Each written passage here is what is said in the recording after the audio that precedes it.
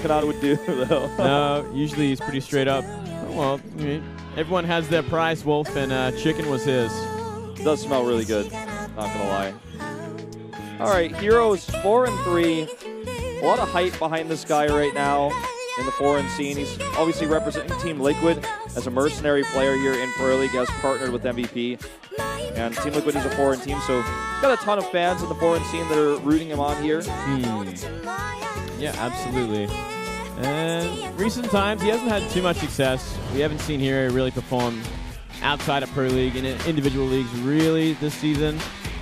This guy, on the other hand, live, he's been doing it all, man. He's still one of the top Zerg players, though I think he's going to give up his crown to Biol in recent times. Just haven't been finding the same amount of success. Yeah. Daily MVP 5 times, by the way. That's wow. It's actually pretty incredible. People take that pretty seriously, the MVP award. We don't talk about it too much because it doesn't mean anything like stats-wise. It's just kind of what the fans and the press decide the MVP is. It's kind of just who Kanata wants to talk to, you know, in the interview. Yeah. Alrighty, guys. Echo is the map. MVP riding the momentum now, but this is their hardest matchup by far today. HerO versus Life. Can they keep it going, or is Life going to tie it up 1-1? Let's find out right now.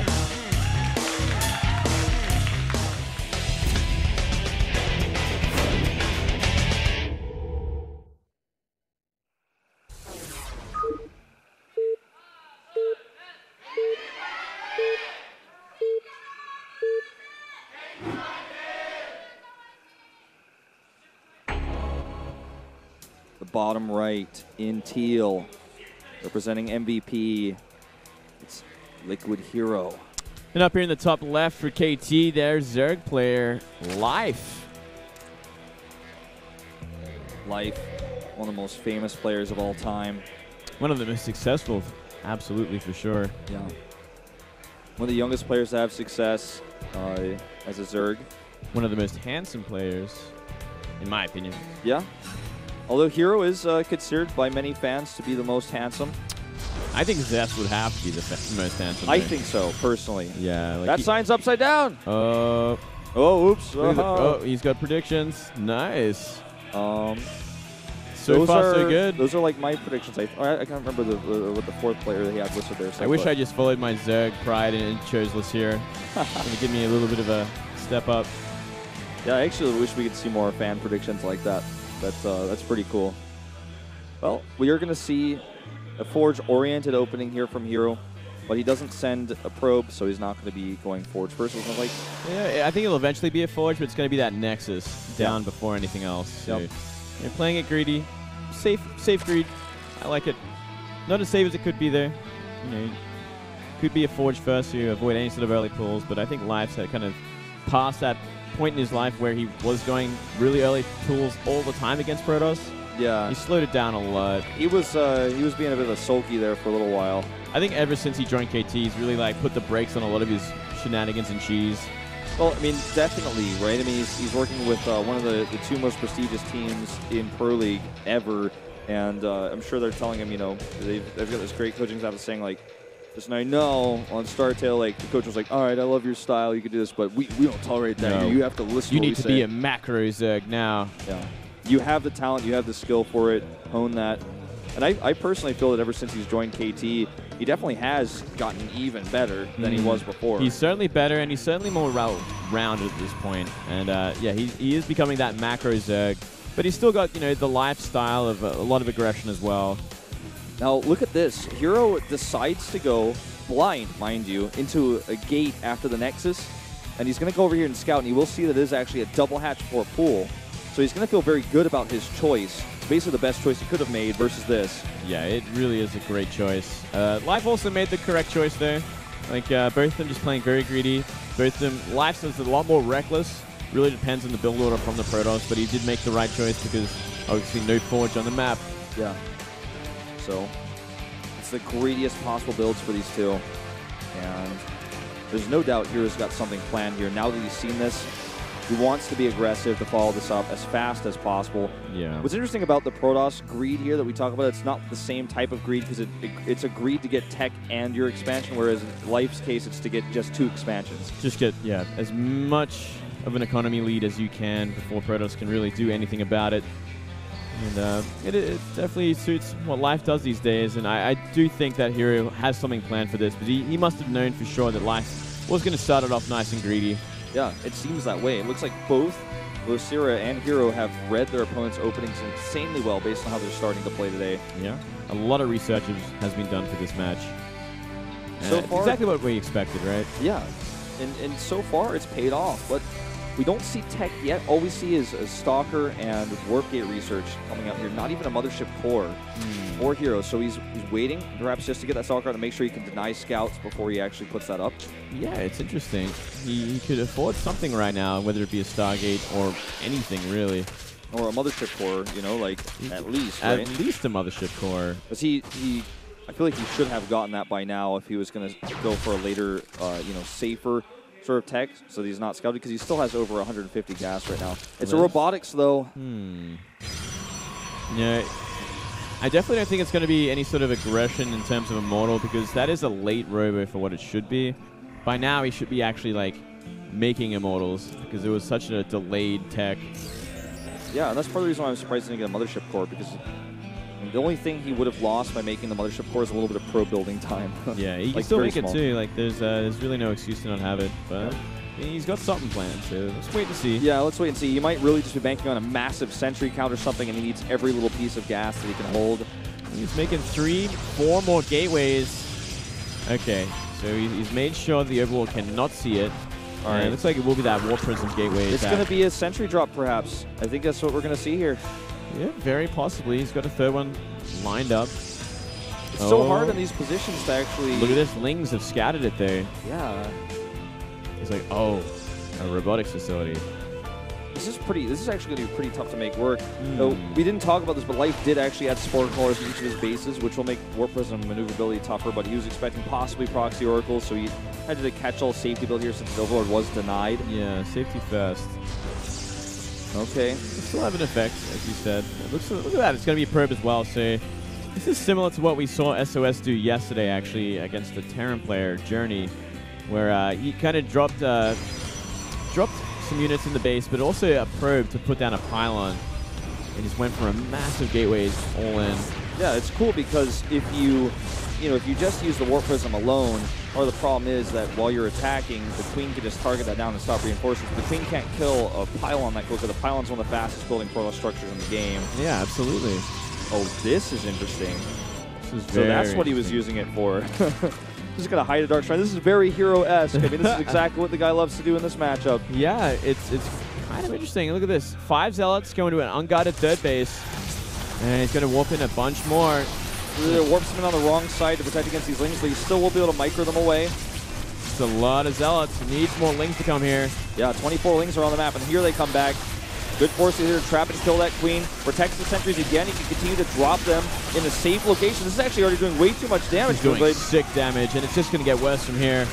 More Warpins coming in. Still enough energy in these sentries for a couple more force fields. And don't forget, very soon Dark Templar are going to be on the menu. Here come some Hydras.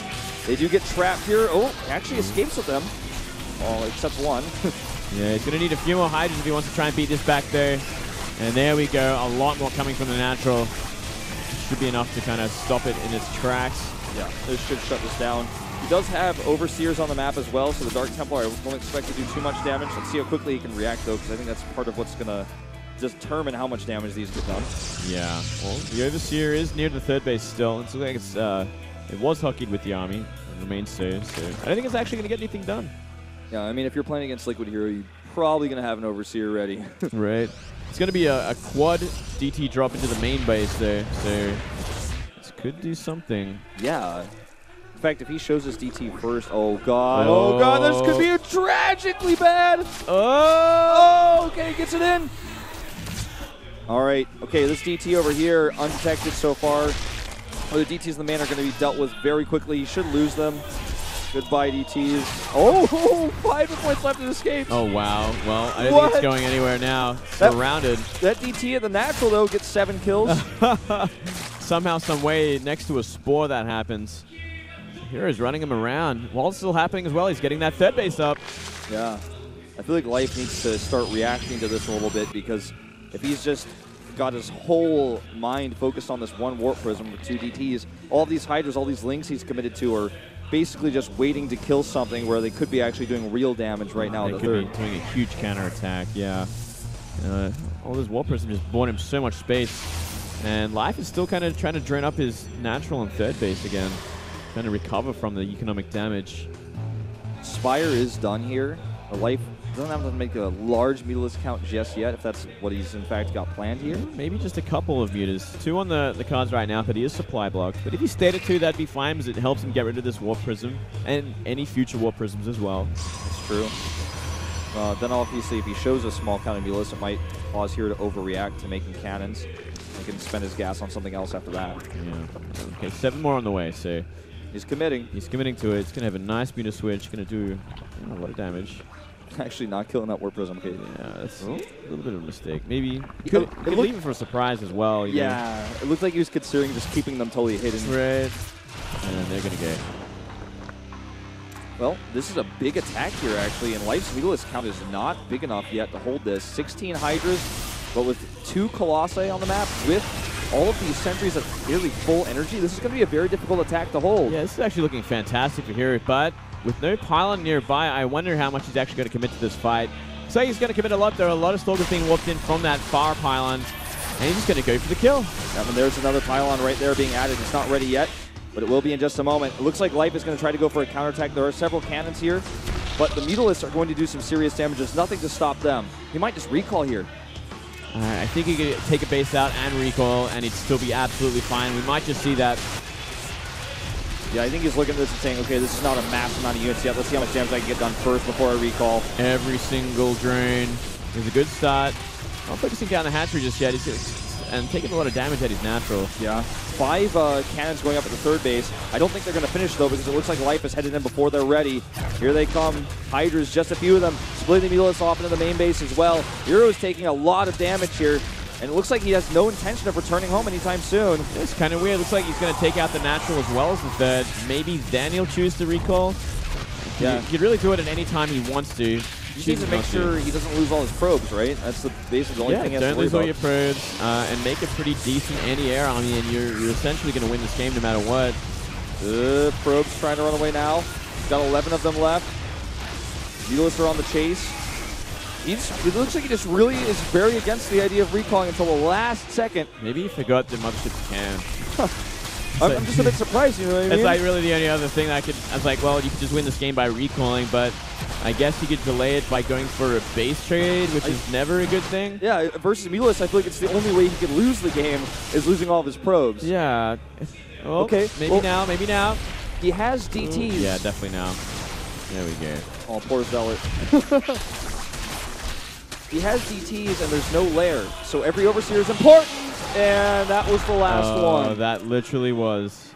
So now, as long as he defends, the DTs cannot be killed until a lair is ready. It's actually a decent amount of mutas. 17 mutas on the map, mind you. It's never going to be enough to fight this army head-on, but it can kill buildings pretty quick. Yeah, there's just still so many Protoss buildings left. Oh, and he finds the hatchery. Oh. This might be checkmate. I think it is. I think there's no way from here. He can't kill the DT. He has to cancel the hatch, but if he does that, he's going to lose the drone. He's got 3 drones left. That's 1 right there, 2 right there. Where's the third one? It's somewhere else on the map. There's 1 in the main, 1 in the natural.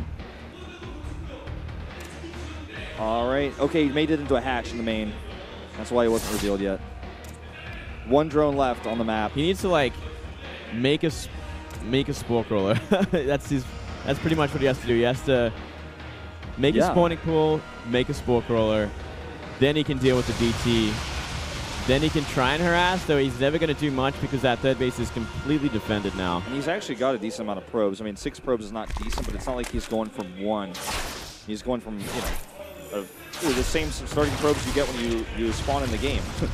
And going to work on some of these pylons at least. Maybe you can pick up one Stalker if the Stalkers get caught. They come at a weird angle, but it's going to be so difficult. Yeah. It's really almost a hopeless situation from here. Sure. I mean, he's got a Nexus cannon active to defend this. Yeah. I don't think he's realized that there's no observers, no overseers on the map. Otherwise, his DTs would be much more active. You see one moving towards the main base now. And Life is just trying to find the damage. Kill the Stalker with no Mutalisk losses, so one tiny victory. He's going to scout this hatch. Yeah, he sees all the remaining buildings left over. And now it looks like Life's going to just move across the map and try one last attack. The DTs just make this virtually impossible, right? Yeah. Trying to pick up another Stalker. Good blink micro. GG. Gives up. And MVP. 2 wins in a row. The momentum could not be higher now. I feel like now their biggest worry is what if Spenu beats SKT? Right. That's the other scary thing here tonight. Gumio up against Zest is going to be the 3rd match. It's going to be on Vani. Another good shot for MVP to take a win, but yeah, pretty surprising so far. MVP really pulling it out. That was a pretty fun game. I mean, Life, he knew what he was up against, but he just did not defend as well as I guess he could have, and he didn't have a Mutalisk count that was big enough. And I think that might have been part of the reason why HerO decided not to recall. He knew that if he capped the building so that he couldn't keep making Mutalisks. And if he keeps the Mutalisk count small enough, then he doesn't have to worry about that situation where he just doesn't have enough anti-air. Because we've seen a lot of cross players lose where they're like way up in supply, but they can't deal with the Mutalisk. Yeah, I do appreciate getting rid of every hatchery before recalling back like that. But it also made it a bit harder considering he lost every single probe. And he had to just camp his 3rd base. Still, super risky choice. It's not what I would have done, but it worked out for him in the end. Yeah, it's good. It got him the win. Very excited for this next one. Me too. Zest versus Gumio, iconic, because last time they played against each other, Gumio was able to win after part of the booth fell on his head. That's right. That was a long time ago. But that was awkward, man. That was something that should never have happened. Looked like it really hurt too. That was like a chunk of wood landing on your head. Yeah. Before a very hard match like that, a very scary match. While he's meanwhile trying to micro his units against, I believe, like Oracle Harass, and the booth just falls on his head. Oh man. So we're going to take a very short break, guys, before we go into this 3rd matchup. We'll be right back.